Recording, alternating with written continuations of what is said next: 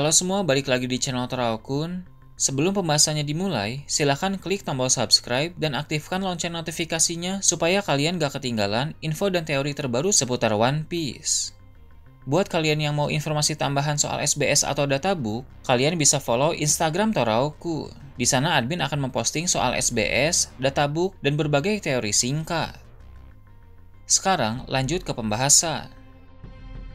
Full One Piece Chapter 1153 telah muncul di berbagai forum.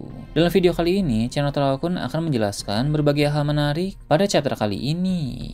Chapter terbaru ini dimulai dengan memperlihatkan kilas balik ketika Harald masih kecil. Di Elbaf, dia tumbuh bersama dengan para raksasa lain seperti Dory dan Brogy. Namun ukuran tubuh Harald lebih besar dari para raksasa pada umumnya. Jadi terungkap bahwa Raja Harald itu satu angkatan dengan Dory dan Brogy. Sebelum akhirnya Dory dan Brogy memutuskan untuk pergi ke Pulau Little Garden untuk berduel di sana.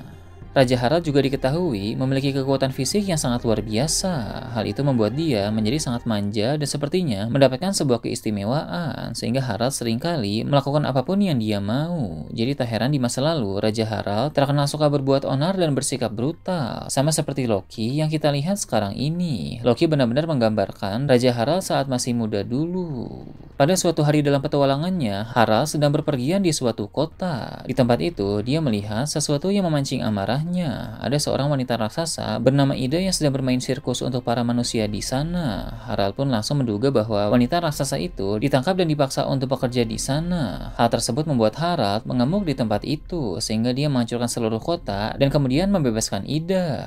Hal ini sudah admin Toraokun bahas pada video sebelumnya. Namun dalam versi lengkap chapter 1153 ini diperlihatkan secara detail situasi dalam insiden tersebut. Ida merupakan karakter wanita dengan penampilan yang cukup unik, berbeda dengan karakter perempuan lain yang biasa kita lihat di dunia One Piece. Setelah kota tempat mereka berada dihancurkan oleh Harald, Ida pun bertanya siapa sebenarnya Harald. Dengan penuh percaya diri, Harald menjawab bahwa dia adalah sang Raja Elbaf dan Ida tidak perlu berterima kasih atas apa yang telah dia lakukan di tempat itu.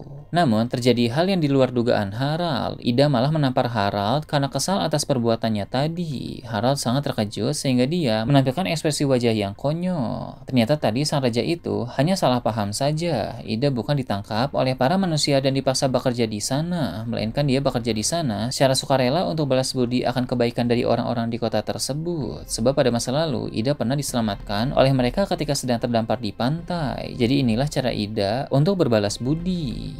Inilah alasan mengapa bertindak secara terburu-buru dan mengambil keputusan mendadak saat sedang emosi tidak selalu berjalan baik, karena Harald terbukti melakukan tindakan yang sangat keliru. Ida pun memarahinya dengan berkata, jangan hanya karena dia kuat, lalu dia merasa lebih baik dibanding orang lain. Di sini terlihat Ida sangat memarahi Harald. Pertemuan dengan Ida ini mulai membuat kepribadian Harald mulai menjadi berubah. Seperti yang kita tahu dari chapter yang lalu, awalnya sang raja itu memiliki kelakuan yang sangat buruk. Dia suka membawa kehancuran dan selalu bertindak seenaknya. Tapi setelah berjumpa dengan Ida, sifat dan sikap Harald mulai berkembang ke arah yang lebih baik. Harald juga mulai tertarik dengan kebudayaan yang ada di negeri-negeri lain. Jadi cara berpikirnya tidak hanya sebatas pada budaya Elbaf saja. Harald pun membawa Ida kembali ke Pulau Elbaf karena dia jatuh cinta kepada raksasa wanita itu. Sebagai bukti dari keseriusan cintanya, Harald ingin menikah dengan Ida. Namun sayangnya hal ini ditentang oleh para tetua raksasa. Sebagai seorang raja, Harald tidak bisa menikahi Ida yang merupakan wanita luar dan tidak memiliki darah keturunan Elbaf. Ada aturan yang cukup ketat di sana yang bahkan tidak bisa dilanggar oleh orang seperti Harald sekalipun. Hal ini tentu sangat mengecewakan, tapi rasa cinta Harald kepada Ida tidak pernah menghilang. Ida pun pada akhirnya tinggal di suatu desa yang ada di Pulau Elbaf, sedangkan Harald terus menjalankan pemerintahan di negeri para raksasa itu. Sebagai seseorang yang telah berubah menjadi pribadi yang lebih baik dan berpikiran terbuka, gaya memimpin Harald jauh berbeda dari sebelumnya. Dia melakukan pembaharuan di Pulau Elbaf dan mulai berdiplomasi dengan pihak luar Elbaf. Salah satunya adalah dengan kerajaan Ryugu di Pulau Manusia Ikan. Jadi dari sinilah kebudayaan Elbaf mulai berubah. Harald menekankan tentang pentingnya diplomasi dan negosiasi daripada pertempuran. Beberapa tahun kemudian, Ida pun melahirkan anak pertama Harald yang bernama Hajrudin. Walau Harald dan Ida tidak memiliki hubungan pernikahannya resmi karena dilarang oleh para tetua, tapi dua raksasa itu tetap saling mencintai. Para tetua pun mulai bertindak dengan mencarikan wanita yang mereka anggap tepat untuk dijodohkan dengan Harald. Wanita itu bernama Estrid, yang mana dia merupakan perempuan Elbaf asli dari keluarga seorang raksasa terpandang yang berkedudukan tinggi. Estrid pun memperkenalkan diri di hadapan Raja Harald dan bilang bahwa dia berasal dari desa alkohol di Tanah Utara. Dia juga bilang bahwa dia telah mempelajari Difeng. Difeng ini adalah ilmu tentang pertanda, ramalan, dan juga keberuntungan. Mungkin sedikit banyak Eiichiro Oda terinspirasi dari ilmu Feng Shui di dunia nyata saat menciptakan ilmu Difeng ini.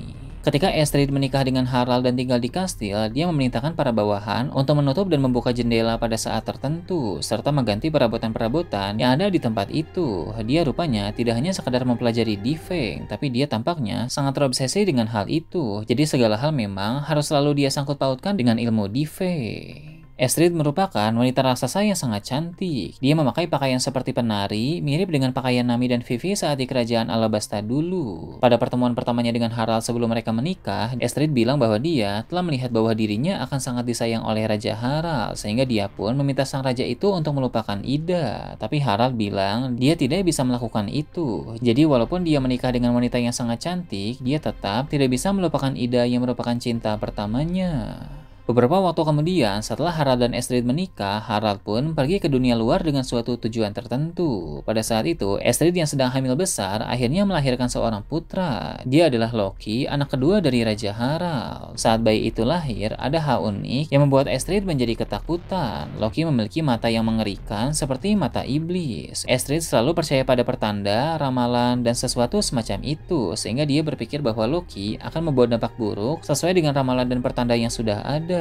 Maka dari itu, Estrid pun melempar Loki ke dunia bawah. Jadi dari sini jelas bahwa Loki adalah karakter yang terbiasa dengan penolakan, bahkan sejak hari pertama dia dilahirkan. Setelah membuang Loki, Estrid memerintahkan para pelayannya untuk berbohong kepada Harald bila sang raja itu pulang nanti. Dia ingin mereka mengatakan bahwa anaknya meninggal tak lama setelah lahir. Namun, takdir berkata lain. Loki yang dibuang ke dunia bawah mampu bertahan hidup karena bayi itu memiliki tubuh yang sangat kuat dan sangat luar biasa. Bayi Loki tampak menangis dalam kegelapan di sana, lalu mulai merangkak untuk menaiki pohon Adam agar bisa kembali ke kastil di bagian atas. Dia juga dalam keadaan luka-luka karena dia baru saja bertarung melawan para monster di dunia bawah. Bagi raksasa dewasa saja, melawan monster dunia bawah bukanlah hal yang mudah, tapi Loki ini bisa melakukan hal itu sejak saat dia masih bayi. Karakter yang satu ini tampaknya jauh lebih menarik dari yang selama ini kita kira. Masa lalunya yang seperti ini terbilang sangat baru di antara para karakter One Piece.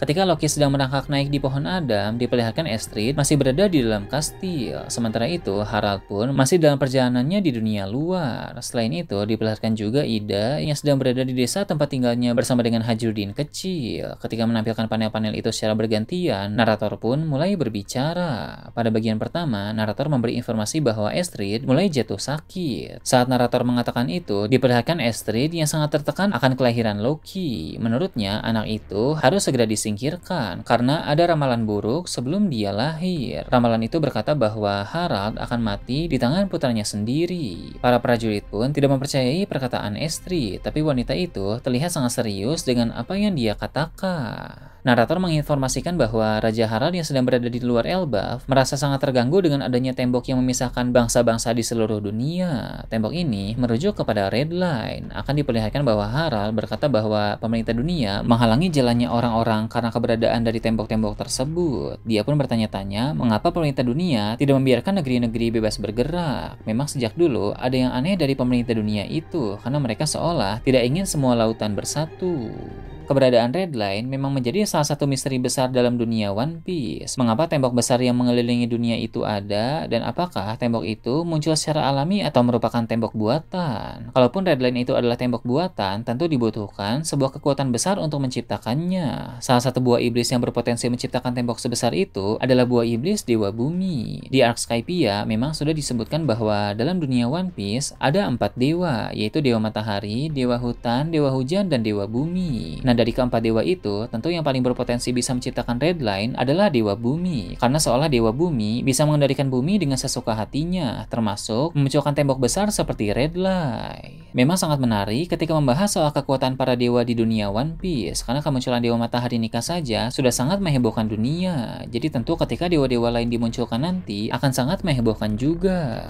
Kembali ke dalam cerita, sementara situasi Estrid dan Harald diperlihatkan, di desa Elbaf juga ada Ida yang sedang berbicara dengan Hajudin kecil dan membahas soal Loki. Dia bilang pada Hajudin bahwa Loki adalah adiknya, sehingga pasti akan menyenangkan bila Hajudin bertemu dengan Loki nanti. Tapi Hajudin malah tidak menganggap Loki sebagai saudaranya, karena Loki bukanlah anak kandung dari Ida. Ida bisa memaklumi perkataan dari Hajudin, karena saat itu Hajudin memang masih sangat kecil, sehingga ada banyak hal tentang kehidupan ini yang belum Hajudin mengerti. Ida pun hanya menganggap perkataan Hajudin tadi sebagai sesuatu yang lucu saja. Pada bagian ketiga, narator menginformasikan bahwa setelah kelahiran Loki, semua bencana dan hal buruk yang terjadi di Elbaf selalu dikaitkan dengan anak itu. Orang-orang menganggap semua hal buruk di sana sebagai bagian dari kutukan Loki. Jadi inilah sebagian kecil dari kisah kehidupan sang pangeran itu. Kehidupan yang mendapatkan penolakan sejak saat masih bayi dan bahkan dianggap sebagai pembawa malapetaka.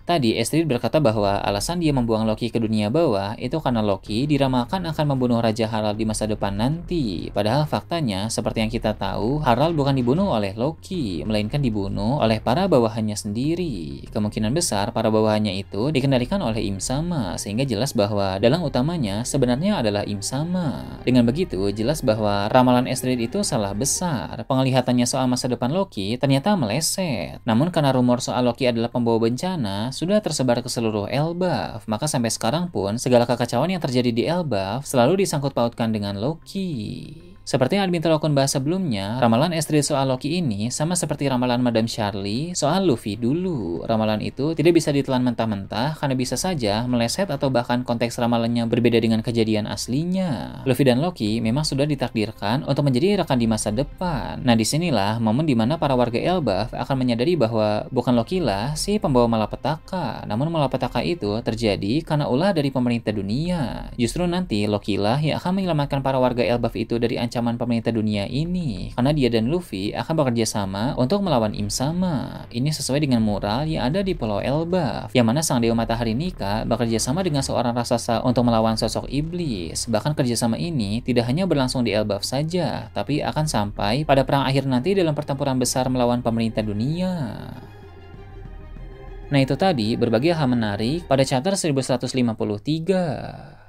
Gimana menurut kalian? Silahkan tulis di kolom komentar di bawah. Oke, segitu aja untuk pembahasan kali ini. Jangan lupa like, share, dan subscribe untuk video menarik selanjutnya. Gue Torakun, Shambles.